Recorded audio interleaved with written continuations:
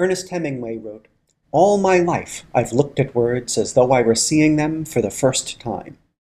Words are everywhere in programming, from Google searches to bioinformatics, where DNA is sometimes represented as a string of A's, T's, C's, and G's, to simple things like message dialogues. Right now, we're going to explore Python's string representation and how we can manipulate these values. A string literal is a sequence of characters. In Python, this type is called str. Strings start and end with a single or double quote, such as hello or how are you. We can include punctuation, as we've just seen, or hyphens. Strings are values and can be used in an assignment statement. If it's a sunny day, we might decide to say to somebody, "What a beautiful day."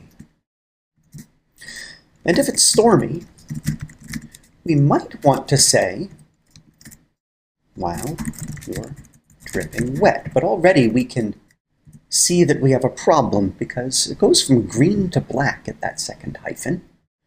And indeed, we have a syntax error. The problem, of course, is that we're trying to use a single quote inside a single quoted string, and Python, of course, doesn't really know what we're doing. So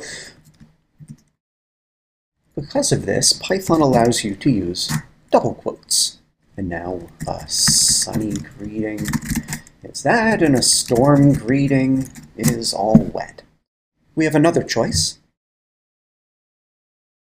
Instead of using the double quotes on this string, we are allowed to use what's called the escape character, an escape sequence. If we use a backslash, you'll notice first that the string is turned all green, and when I hit return, what we're going to see is that this string is going to appear, but we're not going to see the backslash. Furthermore, the single quote markers on the beginning and end of the string will be turned into double quotes. We can concatenate strings using operator plus.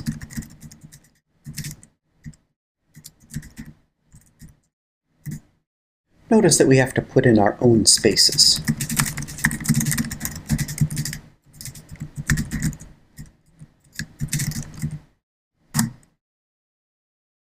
With this, we can write a version of Mad Libs where we ask a friend for a noun. Let's say they pick earthworm. So we're going to have the start of a puzzle, and we would like to end this, let's say, with an exclamation mark, and the noun they pick is earthworm. Now let's add them together.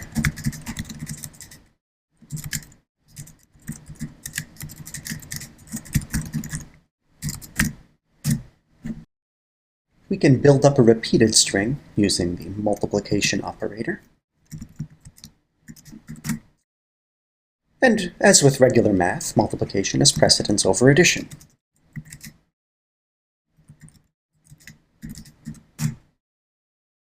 We can override this using parentheses.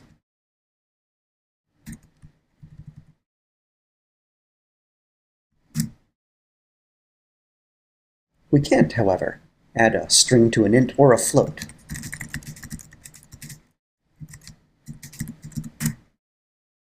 And convert float object to str implicitly. Sounds a little dangerous. Notice that it's a type error. You'll see in a later lecture how to combine strings and numbers. That'll be coming up soon. We can't multiply strings either, even if that string has a number inside it. Can't multiply sequence by non-int of type str.